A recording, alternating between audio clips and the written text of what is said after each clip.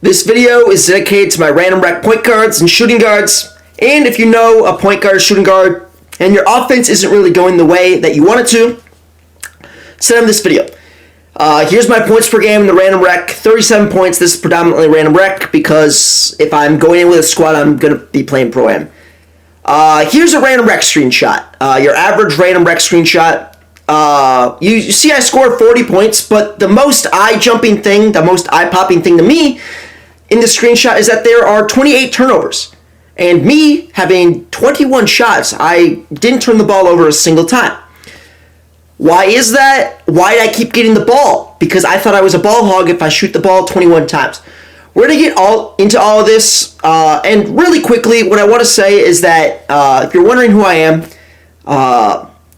a semi-pro 2K player. I've already won a pot of $700 in my first tournament in 2K25.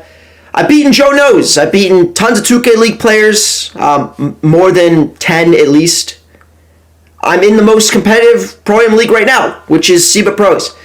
So, if you guys are struggling a little bit to win, you're struggling to be an effective point guard, this video will help. I'm only mentioning that just to strengthen why you should listen to me. So, we're going to get into this video. Hopefully this helps, and yeah, let's get into it. So, I'm going to use the example of a pick and roll just to illustrate what I mean in this video. But this applies to 5-out. This applies to whatever type of offense you run. So, for my example, say you're in a pick and roll, you're the point guard or the shooting guard, and you are coming around a screen. If the other team's center or power forward or whoever's guarding the screener does not pick up on you, let's say they're in a zone or something like that, they don't pick up on you, you have to be able to score the ball. Right? You're not going to be able to hit the slip because their center's not picking up on you. He's guarding the slip. You're not going to be able to call a back door because there's someone in the paint, right? You have to be able to score whether it's a three, a midi, a floater, a contact dunk. You have to be able to put the ball in the hoop. In the 5-out, let's say you're in a 5-out and you call a cut. In competitive Pro-Am, even in competitive rec, in 5v5 gameplay, more times than not, if you're playing a good team, they've got 3 guys on the court with 90-something steal, and that cut will never, ever, ever be open unless you've proven to them that, hey, you better help this guy guarding me, or else I am willing to score 70 points. You know what I mean? The other team needs to be afraid that you're going to score the ball. Now, in SEBA, which is the league that I'm in, I want to let you guys know that I've always been a pass-first point guard, believe it or not. Believe it or not, what you've seen from my clips and what I do in the rec, that's completely different. But in competitive Pro-Am, I've always been a playmaker, and you could ask anyone in competitive Pro-Am, Marauder's a passer. Now, I'm able to pass so much because of my name value and because other teams are scared that I'm going to score.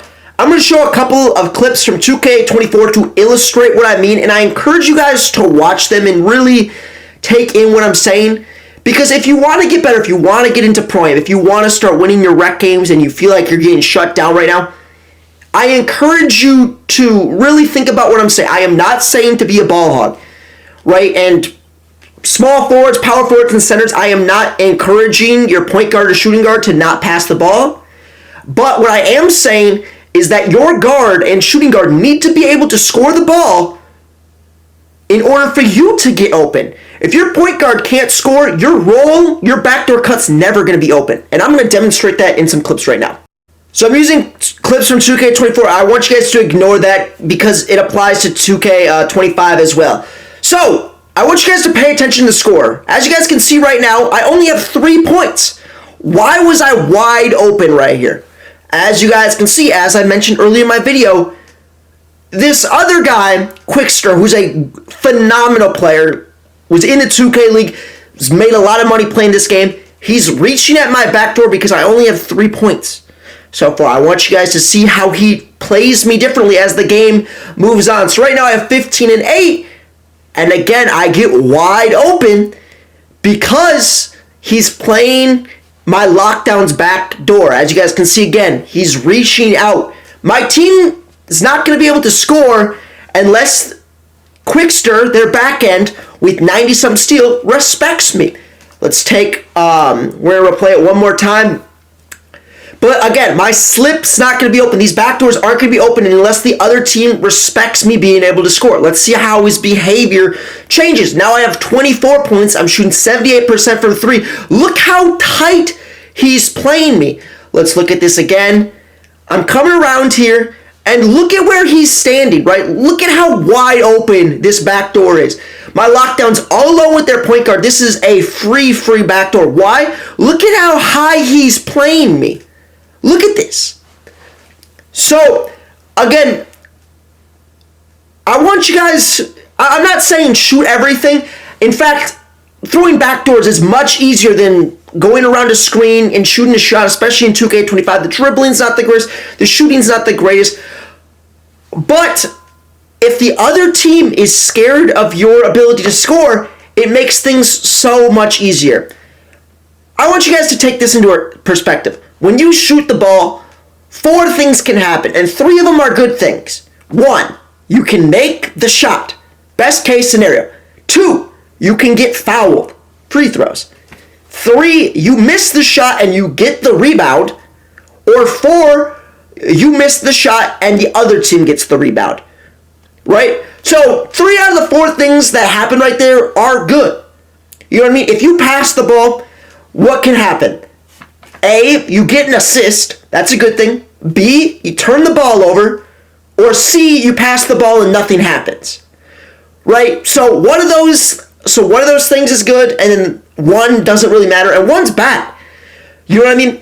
So, I'm not saying don't pass the ball. Centers, don't get mad at me. Small forwards, power forwards, don't get mad at me. And if you're a pass-first point guard, guys, I'm not saying don't pass the ball, but the other team needs to be scared of your ability to score the ball in order for you to make these wide open passes. You'll find that if you're a good scorer, those tight windows that you throw these passes into aren't tight windows anymore. They're just gaping holes because the other team is so scared that you're going to throw the ball, or that you're going to score the ball.